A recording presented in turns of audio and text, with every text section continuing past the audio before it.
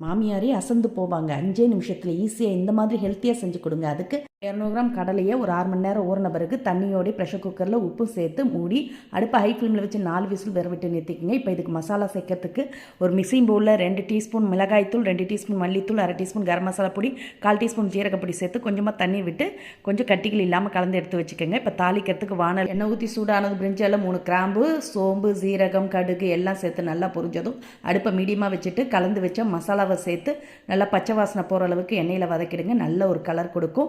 இதோட 3 medium size பழுத்த தக்காளி, சின்ன துண்டு இஞ்சி, 5 பூண்டு பல் சேர்த்து மைய அரைச்சி இதோட சேர்த்து நல்லா கலந்துடுங்க. கலந்து ஒரு 2 நிமிஷம் குக் ஆனதும் எண்ணெய்லாம் பிரிஞ்சு பச்சை வாசனை போய் வந்திருக்கும். இப்போ இதெல்லாம் வேக வச்ச கடலையை தண்ணியோடய சேர்த்து நல்லா கலந்துட்டு மூடி ஒரு 4லேருந்து 3 நிமிஷம் கொதிக்கட்டும். கொதி வந்ததும் அடுப்பை ஆஃப் பண்ணிவிட்டு இதில் ஃப்ரெஷ்ஷான கொத்தமல்லி இலைகள், 1 டீஸ்பூன் பட்டர் சேர்த்து கலந்திங்கன்னா நல்ல மணக்க சுவையான சன்னா மசாலா ரெடி.